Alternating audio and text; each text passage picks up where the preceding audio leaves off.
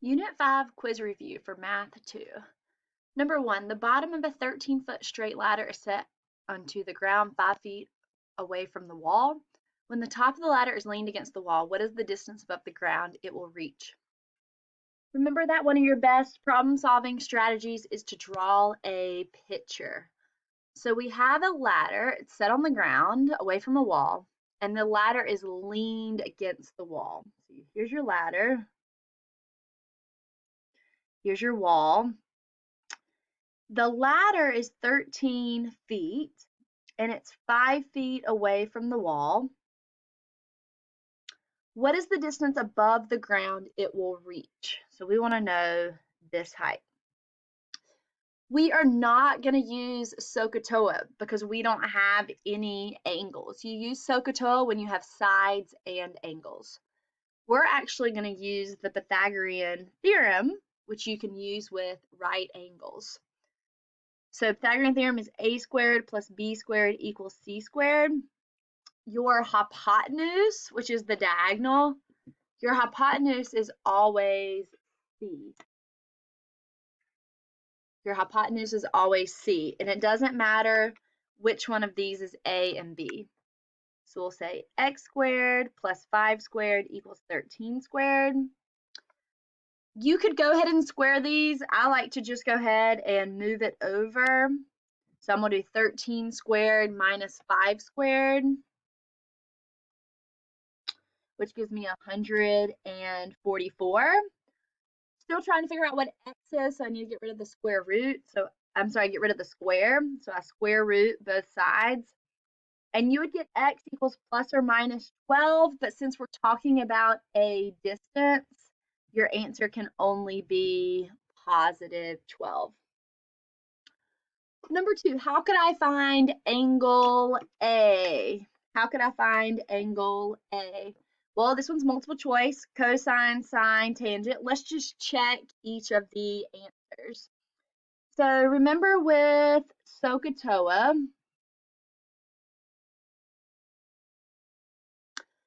that is sine is opposite over hypotenuse, cosine is adjacent over hypotenuse, and tangent is opposite over adjacent. So cosine of angle A would be adjacent. Remember, this one is always the hypotenuse. So adjacent to angle A is 3. So that one does not work. Sine is opposite over hypotenuse. So opposite of angle A, opposite would be 4. So it's not B. Let's check C. 4 over 5. Yes, that one works. And also this one said select all, which means there's more than right answer. So let's check D. Tangent is opposite over adjacent. So opposite would be 4, adjacent would be 3. So C and D. All right, number 3, solve for the variable round to the nearest whole number. So I'm trying to find this angle, and I have 2 sides. So that's where I'm going to use SOHCAHTOA. I have opposite, and I have hypotenuse. So that means I'm going to be using sine. Your angle always comes next. So I'm trying to find angle A equals opposite over hypotenuse. I'm trying to figure out what A is, so I need to do the inverse of sine. I need to get rid of sine. For sine to disappear, you do the inverse. So inverse sine of 8 over 12. Remember, your calculator needs to be in degree mode. So you click mode right here at the top, you click mode, and you need to make sure you put it in degree mode. Hit enter. And so you would do inverse sine 8 over 12.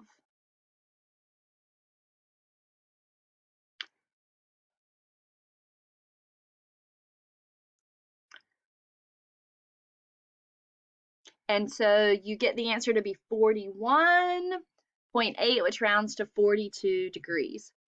If you're using Desmos, I'll show you that during class. You can also shoot me an email if you can't figure out, but it definitely needs to be in degree mode. Number 4, a bird is looking up at the top of a tree at an angle of elevation of 29.7 degrees. The bird is 20 feet from the base of the tree. Find the height of the tree to the nearest foot. Once again, you want to draw a picture. A bird is looking up to the top of a tree at an angle of elevation of 29.7 degrees. The bird is 20 feet from the base of the tree. Find the height of the tree. So let's see what I have on this one. I have opposite and I have adjacent. So that would be tangent. So I do tangent. The angle always comes next. 29.7 equals opposite over adjacent. Multiply both sides by 20 and you type that in your calculator. 20 tangent 29.7, and that gives you 11.4 feet. So that would be B. A tower casts a shadow 7 meters long. A vertical stick casts a shadow 0.6 meters long. If the stick is 1.2 meters high, how high is the tower? Draw the picture. So you have a tower. Its shadow is 7 meters long. You have a vertical stick. Its shadow is 0.6.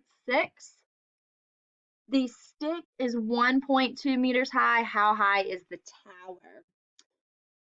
Their shadows are going to be proportional because we're talking about the same time that the sun is shining. So their shadows are going to be proportional. So x over 7 equals 1.2 over 0.6. There's a lot of different ways you could set it up as long as you're consistent. And then you're going to cross multiply. Call that the butterfly. Cross multiply, so you get 0.6x equals 7 times 1.2 is 8.4. Divide by 0.6. And you get 14. So the tower is 14 meters high. Remember, you can pause this video at any time to write. You can always go back and look at something again. An airplane pilot sights a life raft at a 26-degree angle of depression. The airplane's altitude is 3 kilometers. What is the airplane surface distance D from the raft? Round your answer to the nearest whole number. All right, here's where you have to be really careful. An angle of depression is outside of the triangle. It's right there. So 26 degrees goes right there. Now, these are alternate interior because these are parallel lines. These are parallel lines. So these are alternate interior angles. So this one is also 26 degrees. So I'm going to use this one because it needs to be in the triangle for me to use SOHCAHTOA. So this is opposite and adjacent. So that's tangent.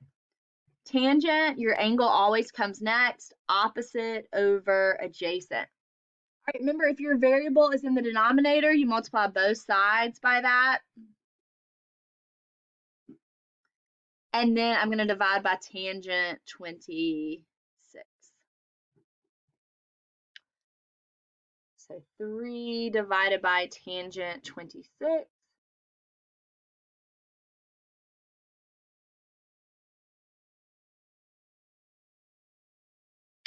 Gives you 6.15, so that would be B.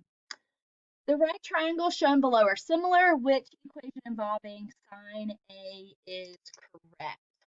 All right, so we know that sine is opposite over hypotenuse, and we're looking at angle A. So opposite of angle A is DE and BC. These are both opposite, so you can use either one. AE is not opposite, okay? DE is opposite and BC is opposite. Okay. D, E, and B, C. Yep.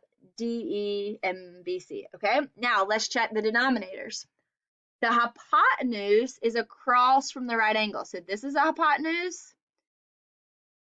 So from A to D is a hypotenuse, from A to D. And then from A to B, this whole thing is a hypotenuse. So from A to D and A to B. So that one works. AE is not a hypotenuse. AD is a hypotenuse, but DB is not. It's part of a hypotenuse. So B is your answer. A rectangle has an area of 10 feet squared. The rectangle is dilated by a scale factor of 4 to produce a new rectangle. What is the area of the new rectangle? The area changes when it's dilated. The area changes by the scale factor squared. By the scale factor squared. So you take the old area, which was 10, and you multiply it by the scale factor squared. So 10 times 16 gives you 160 square feet. So you have to square the scale factor when you're changing the area. You don't do that when you're doing the perimeter. For the perimeter, you keep it the same scale factor.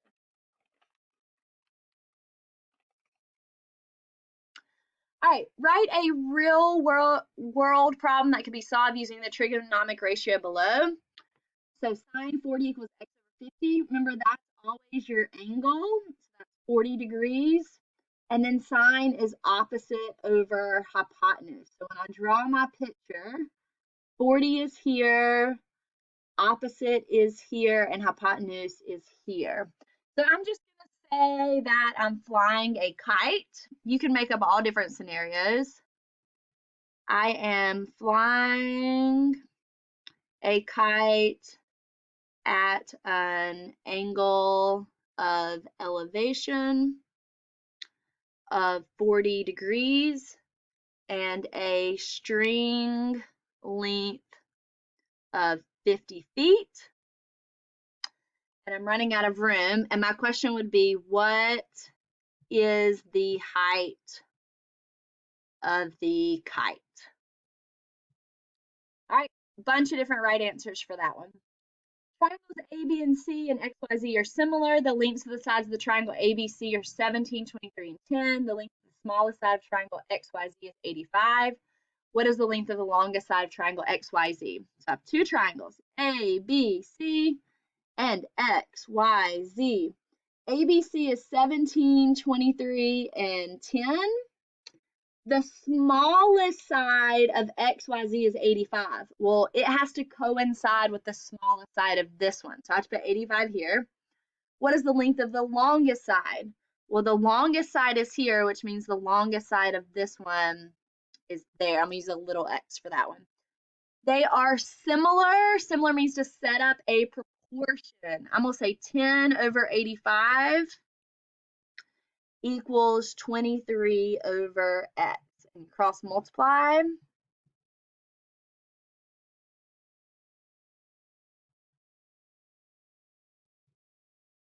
Divide by 10. And I get 195.